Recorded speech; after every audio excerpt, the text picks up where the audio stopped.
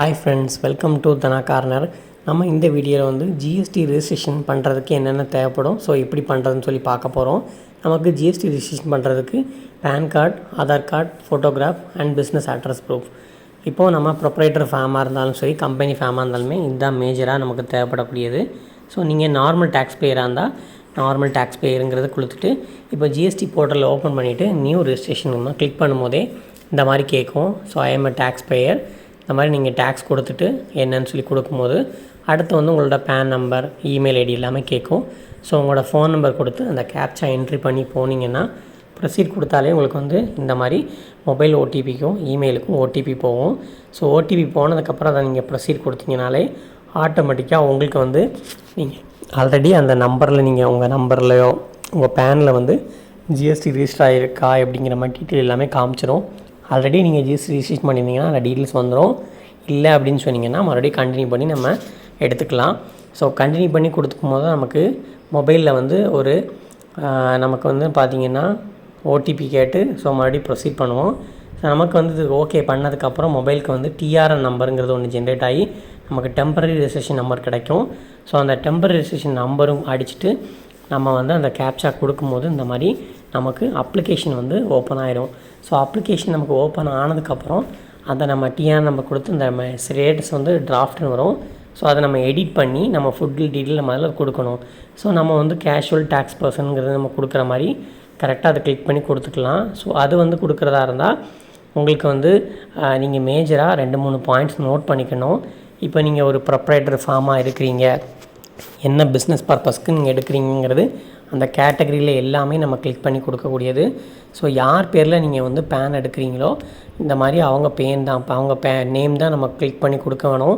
So நம்ம என்ன பர்பஸ்க்கு நம்ம எடுக்கிறோம் அப்படின்னு சொன்னால் வாலண்டியரின்னு சொன்னால் 2 பர்பஸ்க்கு, காமர்ஸ் சொல்லி நம்ம ஆப்ரேட்டர் வச்சுருந்தோன்னா இதில் காமர்ஸ்னு ப்ரெஸ் பண்ணிக்கணும்.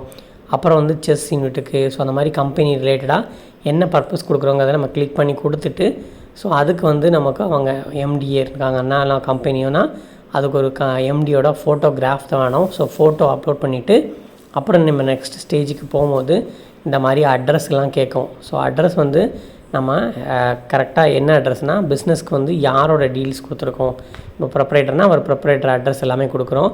அவர் வந்து ப்ரைமரி வந்து ஆதரைஸ் சிக்னேச்சரியா அப்படிங்கிறது நம்ம கொடுக்குறோம். இப்போ உதாரணத்துக்கு ப்ரொப்ரைட்டர் மட்டும் இருக்காருன்னா அவர் தான் ஆதரைஸ் சிக்னேச்சரி. சப்போஸ் பார்ட்னர்ஷிப் இருக்குன்னா 2-3 இருக்கும்போது அதை யார் ஆதரைஸ் சிக்னேச்சரி நம்ம கொடுக்குறது தான்.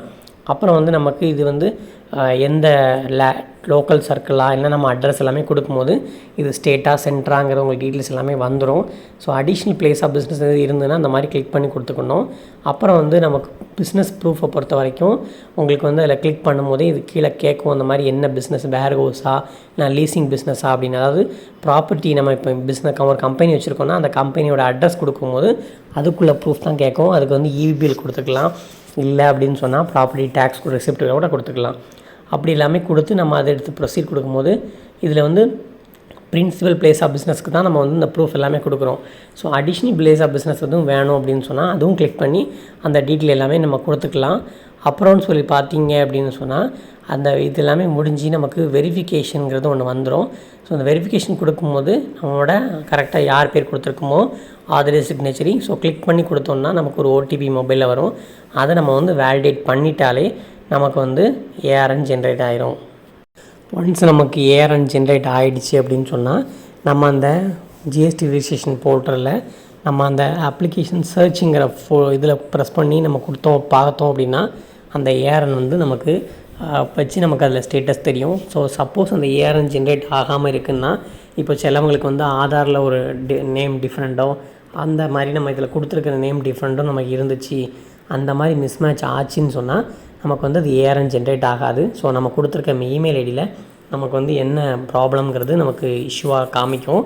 ஸோ அதே நேரம் ஏஆர்என் ஜென்ரேட் ஆனதுக்கப்புறம் அது வந்து நமக்கு ஒரு 1 ஹவர் அதாவது ஒரு 1 டேயில் நமக்கு வந்து 24 ஹவர்ஸ்க்குள்ள நமக்கு அது எந்த ரேஞ்சில் போகிறாங்களோ ஸ்டேட் டேக்ஸ்னால் ஸ்டேட் டேக்ஸு, இல்லைன்னா சென்ட்ரல்னால் சென்ட்ரல் அவங்களுக்கு வந்து ஷேர் ஆயிரும். ஸோ அவங்க 1 டேக்கு அப்புறம் வந்து நமக்கு அவங்க எங்கேன்னு நம்ம பார்த்துட்டு அதில் அவங்க ஆஃபீஸில் போய் நம்ம டேரெக்டாக போய் பேசலாம். ஸோ டேரெக்டாக போய் நம்ம பேசினதுக்கப்புறம் பார்த்தீங்கன்னா அவங்க வந்து அது எல்லாமே டாக்குமெண்ட்ஸ் எல்லாமே வெரிஃபை பண்ணுவாங்க. வெரிஃபை பண்ணிவிட்டு அது ஓகேன்னு சொன்னால் அது வந்து நமக்கு அதுக்கப்புறம் சைட் வெரிஃபிகேஷனுக்கு வருவாங்க. இல்லை நமக்கு வந்து அதில் ஒரு ஏதாவது கொரியோ இல்லைனா ஒரு ப்ராப்பர்ட்டி டேக்ஸ் ரெசிப்ட்டோ நம்ம கொடுத்துருக்க அட்ரஸ்க்கு மிஸ்மேட்ச் இருந்ததுன்னா அதை வந்து ஒரு கொரியாக ரைஸ் பண்ணுவாங்க.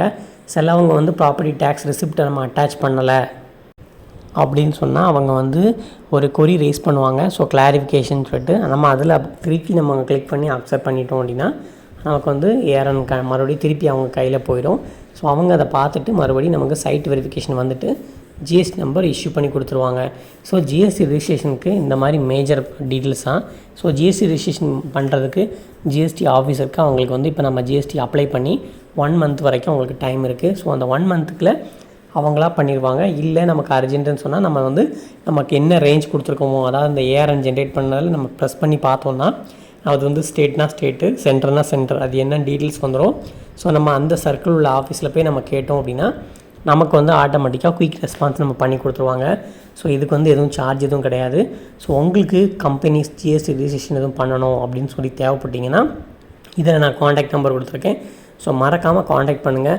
இதில் ஏதாவது உங்களுக்கு டவுட்ஸ் எதாவது இருந்ததுன்னா கமெண்ட் பாக்ஸில் கமெண்ட் பண்ணுங்கள். உங்களுக்கு நான் அதை கண்டிப்பாக ஃப்ரீயாகவே உங்களுக்கு நான் ரிப்ளை கொடுக்குறேன். தேங்க்யூ ஃப்ரெண்ட்ஸ், தேங்க்யூ ஃபார் வாட்சிங். இந்த வீடியோ உங்களுக்கு ரொம்ப யூஸ்ஃபுல்லாக இருந்திருக்கும்னு நினைக்கிறேன். ஸோ ஜிஎஸ்டி ரிஜிஸ்ட்ரேஷன் பண்ணாமல் இருக்கிறவங்க எல்லாமே ஜிஎஸ்டி ரிஜிஸ்ட்ரேஷன் எடுத்துக்கோங்க. உங்களுக்கு அது நல்ல பெனிஃபிட் தான். ஏன்னா ஒரு கம்பெனி நம்ம இருக்கிறோன்னா நமக்கு அது இன்புட் ரொம்ப ரொம்ப தேவை. ஸோ நம்ம லீகலாகவே ரிமூவ் பண்ணுறதுக்கு ஜிஎஸ்டி ரிஜிஸ்ட்ரேஷன் கண்டிப்பாக தேவை. உங்கள் கம்பெனிக்கு ஒரு ஓடி அக்கௌண்ட்டோ எதுவும் எடுக்கணுன்னா கூட உங்களுக்கு ஜிஎஸ்டி வந்து கம்பல்சரி. So thank you friends. நீங்கள் மறக்காமல் ஜிஎஸ்டி ரிஜிஸ்ட்ரேஷன் எடுத்து உங்கள் கம்பெனியை டெவலப் பண்ணுங்கள். மறக்காமல் இந்த சேனலை சப்ஸ்கிரைப் பண்ணுங்கள். ஸோ யூஸ்ஃபுல்லாக இருக்கும்னு நினைக்கிறேன். யாருக்கு இது ஷேர் பண்ணமோ யூஸ்ஃபுல்லாக இருக்கவங்களுக்கு நீங்கள் ஷேர் பண்ணி கொடுங்க. மறக்காமல் ஜிஎஸ்டி ரிஜிஸ்ட்ரேஷன் எடுக்கணும் அப்படின்னா இந்த நம்பரில் காண்டாக்ட் பண்ணுங்கள். தேங்க்யூ ஃப்ரெண்ட்ஸ், தேங்க்யூ ஃபார் வாட்சிங். நெக்ஸ்ட் வீடியோவில் நான் உங்களுக்கு கனெக்டில் வரேன். Bye bye.